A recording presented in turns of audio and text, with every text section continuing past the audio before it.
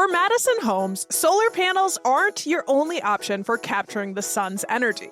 SunVault Roofing, based right here in Dane County, installs solar shingles. So not your conventional panel, but solar technology built directly into the roof itself.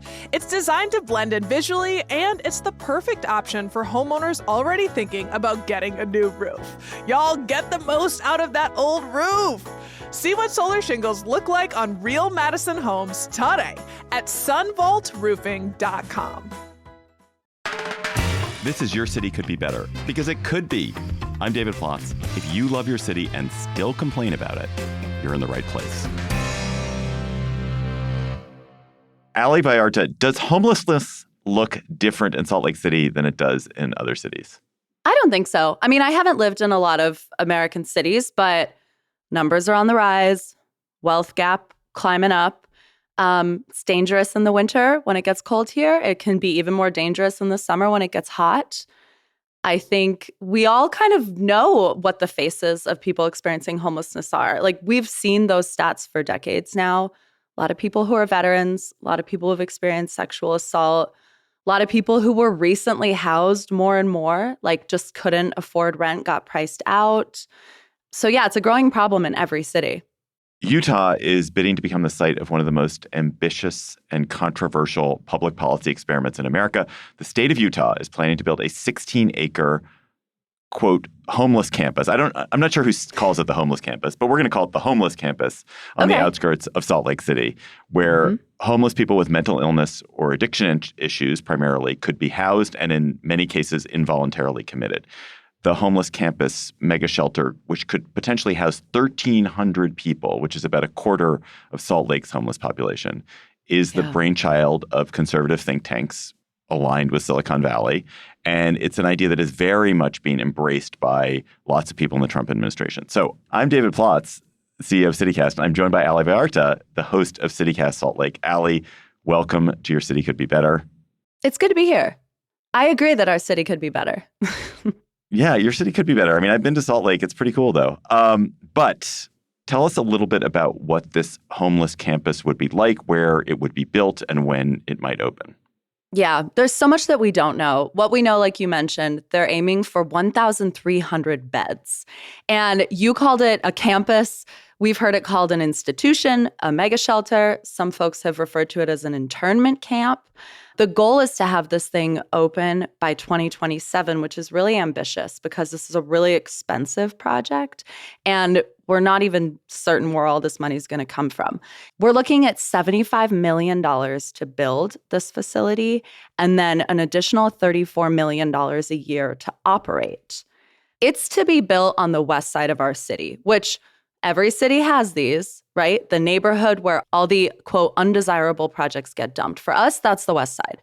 So there's also a level of like people feeling this is just being sited in their backyard with no public input. The big thing here that I think people have pointed to is that what this conversation is doing is dividing perspectives about how we treat homelessness and housing into two camps. Historically, it's been a housing-first approach, right? Buckle your seatbelt first. We house people, and then they're able to be treated for whatever they need in order to maintain their housing. This approach is a treatment-first approach. So basically, you get court-ordered into a facility. You are forced to, quote unquote, reckon with any mental health issues, and then you get moved into housing. Now, up until now, we've heard very little about what it would mean to move people out of this facility. Right now, we just know what it could look like to get people in. That's $75 million to build. Sounds grossly low. I will bet you I won't bet you $75 million, but I will bet you by the time that thing gets built, it does not cost $75 million. But that's a side note. Where did the idea for this come from? So the idea for this came largely from a group called the Cicero Institute. And anybody who lives in like Austin or San Francisco and is listening is probably familiar with this think tank. You called them a conservative think tank. I think they would disagree. The founder of the Cicero Institute is Joe Lonsdale, who is the co-founder of Palantir. David, do you want to describe what Palantir does for the uninitiated? Well, Palantir is the huge big data company that it contracts with the Pentagon and is responsible for a lot of the most advanced kinds of surveillance that is being done in the world. And it mines huge amounts of data in ways that, frankly, we don't even know. I mean, it's all mostly under DoD contracts. But it's very secret, and it's highly based on surveilling, gathering lots of bits of information, painting a picture, and using that to identify people and target them for something.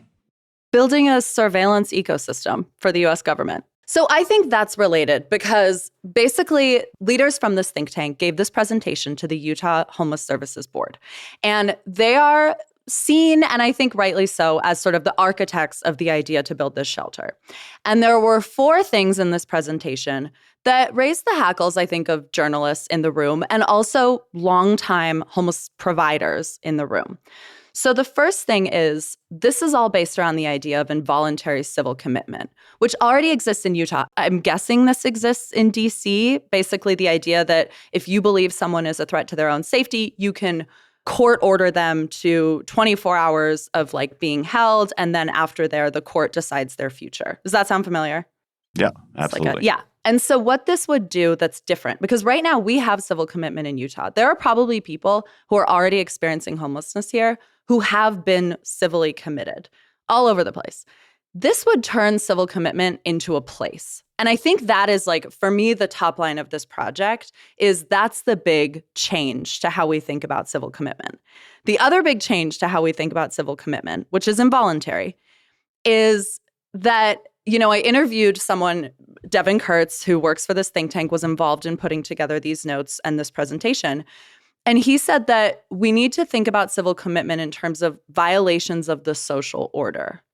Now, that to me is really different from how we've thought about civil commitment in the past. So what does it mean for someone to violate the social order if they're in a park, if they're on the street? And I mean, if you read the room on the path of civil liberties, on the militarization of our streets in this country, there are a lot of reasons to kind of for your spidey senses to go off at that. The third piece of this, which gets me to the Palantir of it all, is that in order to go to this facility, you would have to get on a registry. And so, okay, we know that it is already hard when it comes to meeting people where they are, to talking to them, to getting them into housing, to if you come in there hot and heavy with, we're going to put you on a registry, I don't know why anyone would submit to that. And also, why do we need to do that, right? So that's where I'm okay, I need to remember that this is an organization whose chair is involved in modern surveillance in the US. So a lot of people, when they hear about this homeless campus, this mega shelter, this institution, immediately harken back to a time before you were born, to the pre-Reagan era world where there were massive institutions, many people were involuntarily committed, and then during the 80s there was a deinstitutionalization. A lot of people who were mentally ill or sometimes had other health or mental issues, psychological issues or addiction issues were released kind of without any real plan, often onto the streets. And the kind of modern era of homelessness, many people trace to this time of deinstitutionalization. And I think there was a widespread agreement that these institutions were horrible and cruel to people and mistreated people and didn't, see people for individuals and didn't treat the meaningful difficulties that they were having. And then there was also a widespread agreement since then that homelessness as a kind of experience for people and as an experience for society is also not great. And the amount of homelessness that occurs in the United States is concerning, both for the people who are experiencing it and also for people who witness it, because it makes people feel unsafe in their cities. So how much of what is going on with this Cicero Institute is truly hearkening back to this pre-Reagan era? And how much of it is do you think, a new idea about what institutionalization can do? Yeah, I mean, I asked this question of Devin Kurtz, who works for the Cicero Institute, and he spent a lot of time telling me all the reasons that we should be horrified about the way that we institutionalized people in our nation's dark history. I don't feel that I fully understand all the ways that this would be different, especially as we still don't have a really firm sense of the piece where people leave this facility. Like, again, so much of the discussion has been about how to get people into this facility, presumably through civil commitment.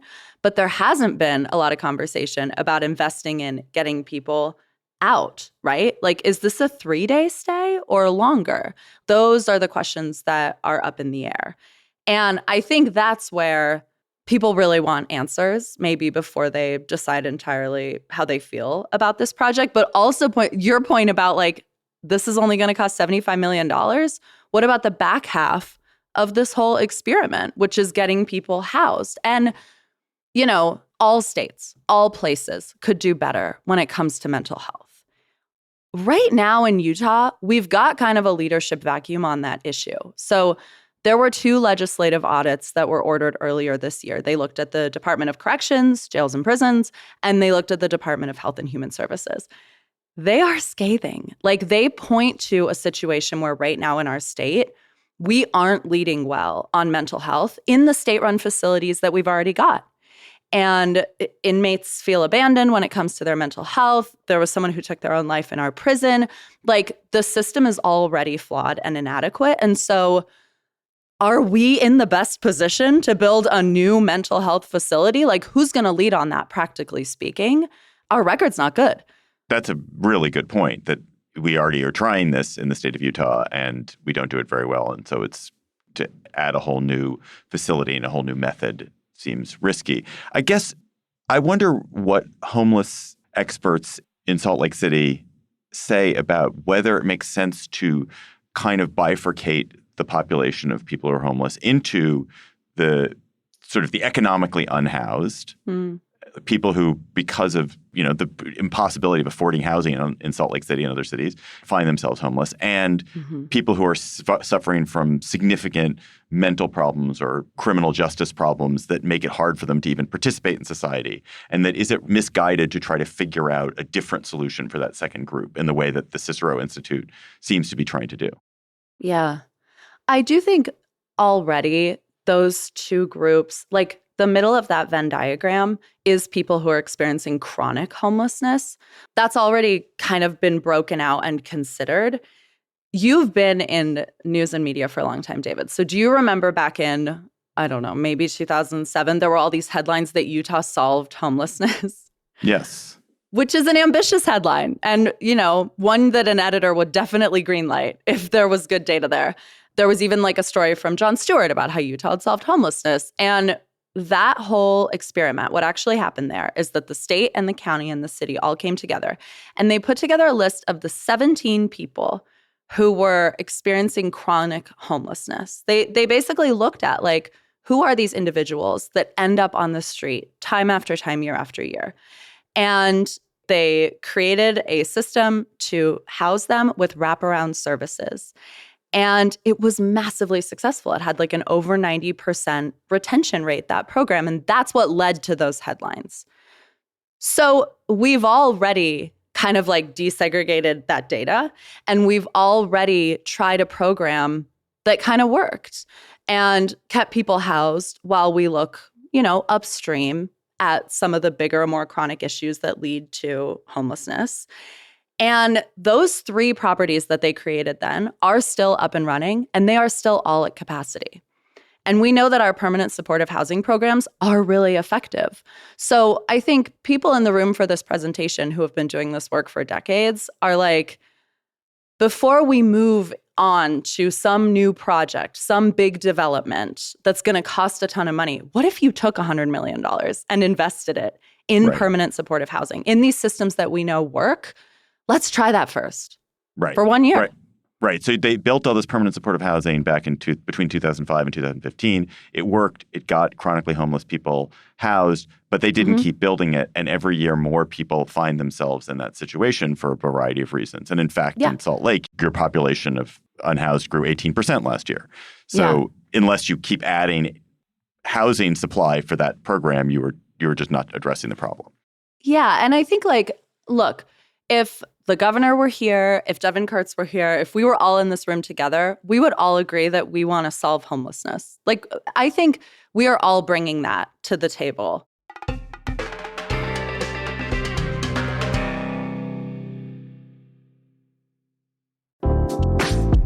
Hi, I'm David Plotz. I'm the CEO of CityCast, a podcast network that includes this show you're listening to, and also 12 other CityCasts in 12 other cities. And each one knows their city as well as your local team knows yours. So isn't it time we connected them? Don't you want to know how they're tackling their bike lane problems and housing challenges and sidewalk dog poop crises? That's why I'm hosting a new podcast called Your City Could Be Better. Because it could be. Every week, I'll chat with a different host in our CityCast network about what their cities are doing right and wrong, the weird things they're trying, and the surprising successes, so that we can all learn how to make our cities a little bit better. Listen to Your City Could Be Better on YouTube or wherever you get your podcasts. There's a Trump version of this that is pretty heartless and cold and cruel. And that's actually not, like, if you listen to Devin Kurtz on CityCast Salt Lake, which I recommend people do, Devin Kurtz, like, you may think his solution is wrong. You may well think that he has a misguided idea of how to spend resources. But there is not malice in what he's trying to do. Like, it is, Allie's like shaking her head. Maybe there is malice. I think there's a genuine public policy difference, and you and other people are very skeptical of this. But I do think it doesn't come from a place of cruelty. It comes from a place of wanting to make cities safer and wanting to improve the lives of the people who find themselves homeless. Don't you? Yes, do you I not agree with that? No, I do. Concern and frustration, absolutely, which I think is what a lot of people are experiencing. I nod my head at the malice thing because I think creating a precedent where we involuntarily civilly commit people for violating the social order, whatever that means, could be dangerous and could be used for malice in the future. And those are the kinds of considerations that we have to make now before we're on a runaway train, because another piece of this proposal was removing the Disability Law Center as the state protection and advocacy agency. And so it's like there are other things in motion here that I think civil rights lawyers are really concerned about. And I really, really, really don't want to minimize that piece of this proposal, because I think it will be when there's a shiny headline about like Utah moving to cure homelessness with this massive, expensive, huge project and this new idea. But yeah, I mean, to your point, David, like homelessness providers would say, we don't need a disruptor. Like, we're in the disruptor era, right? Everybody's like asking, how can we disrupt this? Can that make it better, more efficient, et cetera? We don't necessarily need a disruptor. We just need more investment. But it's totally fair for people to feel like the situation hasn't improved since 2007 or whatever, and that the system is broken. And I think part of the reason for that is because it's so massively underfunded. I think there's an interesting piece of this, which is the Utah piece of it, which is that Utah, because of the LDS Church, I think primarily, has an interesting reputation as being a place where you're building a humane conservative community, because the LDS Church has these very strong sort of self-supporting and community-supporting qualities to it. And so that when things are tried in Utah, they get a sort of sheen. And it wouldn't surprise me that if this ends up being tried in Utah, the fact that it's Utah gives it a kind of imprimatur of goodness that carries it forward to other states, and where it's not as examined as closely. Because I do think you guys have this reputation of being sort of a warm-hearted place. Yeah. And our governor is better at rhetoric than others. But I think we've also seen a pivot here away from warm-heartedness. An example of that is that Governor Spencer Cox told the feds that we would be eager to receive a 10,000-bed ICE detention center in this state. And that comes less than a decade after the state signed a compact and actually sent a letter to the federal government asking for more immigrants, right? So there's like also this sort of political transition at play a little bit, where the state is more and more keen to be well received by the federal government, to sort of like go with their flow. And it's felt like a pivot for people who live here, which I think is funny because from a national perspective, we've seen our governor sort of become the face of like, quote unquote, reason, disagreeing better, et cetera, in the Republican Party. But inside this state, people have felt a real pivot from him in his politics. So I think we would be remiss not to mention that I do believe our governor, Spencer Cox, would like to run for president. And he would love nothing more than to bring the nation this project as a shiny solution to homelessness and say, look, we solved it in Utah. We do things better in Utah. Let us bring this approach to the rest of the nation. But fundamentally, this is a national approach that's being brought to us in Utah. The Cicero Institute is based in Austin, right? So the messaging on that is slick. That's so interesting. And also, it also seems to be a state solution that's being brought to the city. Does the city of Salt Lake want this facility built in Salt Lake? Or is this something that the state legislature is mandating kind of against the wishes of the residents of the city? I think the residents of the city want to see people housed. And I think that in time of economic crisis as well, I think a lot of people are reckoning with the fact that when they see someone experiencing homelessness, they're keenly aware of the fact that that could be their family if they had a medical bill or so there's also, I think, an emotional piece to this. Like, people are emotionally reactive to homelessness because it's awful and it's a terrible picture and it's a terrible product of the society that we've built.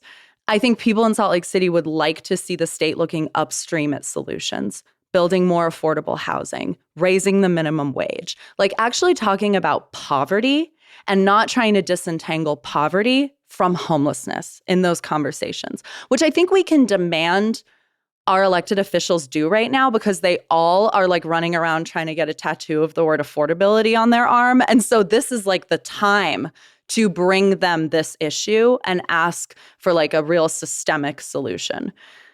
That said, the city itself in terms of this project, this campus, seems kind of poised to throw up its hands and say, we want the state to solve this problem. Our mayor has said that like she wants more state investment on this issue. And so this is what they've brought. This is their big idea. You kind of just answered this already, but I guess you have this major homelessness problem. You have a major affordability problem. But when it comes to people who are skeptical about this homeless campus, what do they think should be done? How would they spend the $75 million plus $34 million every year instead? Would it be on this permanent housing? Would it be on raising the minimum wage? Would it be on building more affordable housing? What do you think the best ideas or most compelling ideas are? I think that what we hear time and time again is the solution to homelessness is housing. We need to build housing that has wraparound services, permanent supportive housing, so it's called. Invest in those projects, whether that's renovating motels, whether that's like building something new, like really be laser focused on building this kind of housing and then see what happens. Because we know that the last time we did it, it had kind of a staggering result. So let's try that again. And let's continue to invest. Like, fundamentally, this is not going to be you put up dollars for a year and then, you sunset that money forever and we've solved homelessness. We're just going to have to invest in that ever more. What steps still have to occur before this campus gets built? And we got to find the money. They're even still doing like environmental impact study on the plot of land itself. But the big thing is going to be finding all these dollars. And there's also a lot of anxiety that like dollars are going to be pulled from other programs to fund this. And so what does that mean, right? What programs? And amidst this whole plan, the state's homeless czar resigned. And now we're getting a new homeless czar. So it's hard to know how everyone feels about this facility, but the sense is this is the state's baby. They are full steam ahead on this project. There is one institution that could really muddle this up for them, and that is the Disability Law Center, which is the protection and advocacy agency and could file the kind of lawsuits around involuntary commitment that could hold up this process. And a key piece of the Cicero presentation said, remove this institution as the state's protection and advocacy agency. So will they do that? I don't know. All right, Allie, what can listeners who aren't necessarily in Salt Lake take away from this conversation to make their own city better? I feel like you're not going to like this because I'm going to point to a national thing. But something I have learned following all of this is that all roads lead to Medicaid, David. Like, in terms of like how we fund these kinds of projects, in terms of like how we actually get people connected with resources and off of the streets, so many people I talk to point to Medicaid. Like, all roads lead to Medicaid.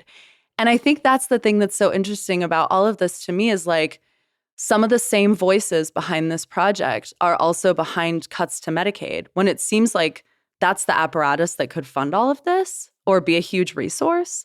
So I just more and more am like, wow, is Medicaid the most important program in this country? It might be.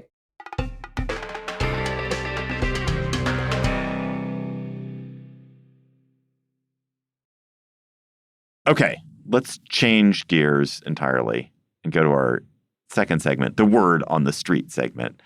Yeah.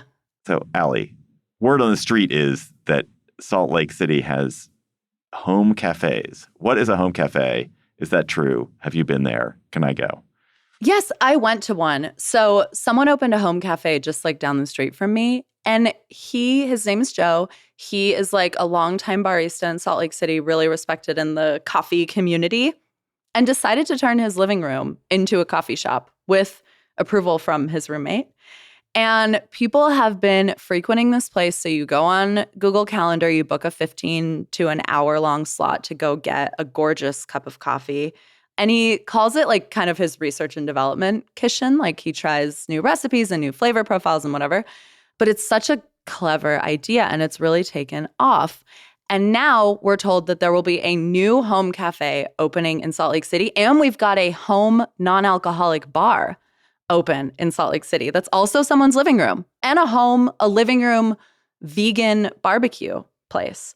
So, and are those legal? Yeah. I mean, I guess, right? You're inviting friends over to have coffee. But they're paying. Are they paying? Do they have to pay? It's a donation. So you don't have to. How much did you donate for your coffee? Well, this is the amazing trick of the donation-based meal is that I'm always going to pay more than I would have for the not donation-based meal. So, I mean, anywhere from, $10 to $12. And do you have the right to sit when you make your donation? Yeah, little tables and chairs there. You can sit down and hang out and have a chat. And it's inside. It's inside. It's in the living room. You're in the living room.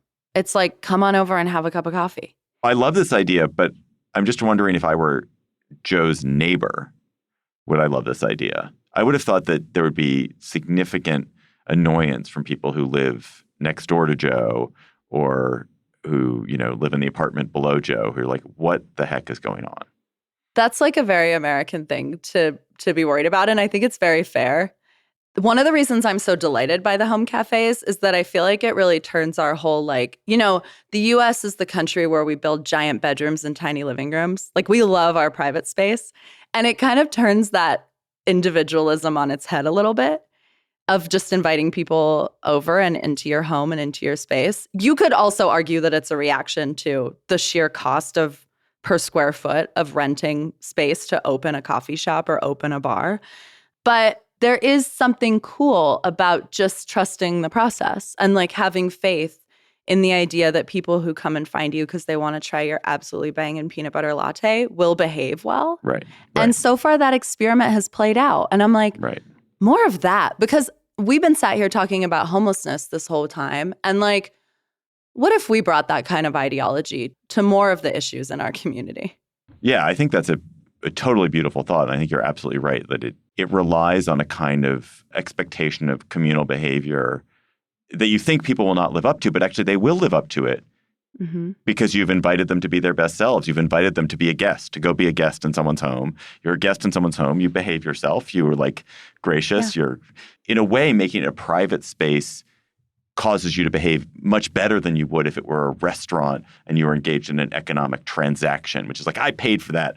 I'm going to, that's my seat. You didn't honor my reservation. I was here, 5 minutes late and you gave away my table. What's wrong with you? Like when things are transactional, people behave much worse than they do when they feel it is a kind of social relationship. Yeah. Or when they're coming from a place of curiosity and there's no expectation. It kind of puts people a little bit on their heel in a way that is fun.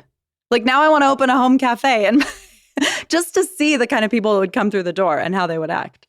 And maybe I'll play tricks on them. That'd be great. Sounds awesome. So you described this when I asked you about this over email as a Salt Lake phenomenon. Is this a Salt Lake phenomenon? Is this a thing that like people are like, oh, wow, Salt Lake has this new trend? Or is this just a phenomenon and you just happen to notice it in Salt Lake?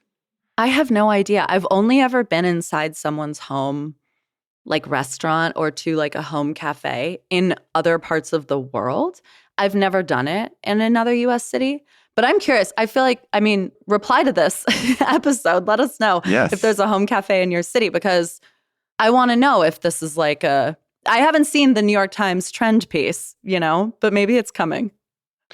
Priyanka, our producer, one of our producers, is saying there's a private home in D.C. that's trying to become a concert venue. Oh, now that seems tricky. Yeah. That's where all my like good faith in community building sheds away. And I'm like, no, I'm not moving in there. We'll see. All right. Ali Vallarta, host of CityCast Salt Lake. Thanks for coming on Your City Could Be Better. Listen to Ali every weekday on CityCast Salt Lake.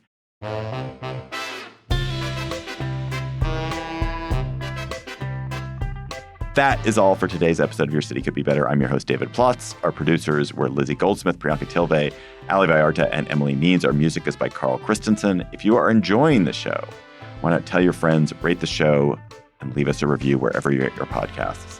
We will be back next week with another conversation about how your city could be better. Talk to you soon.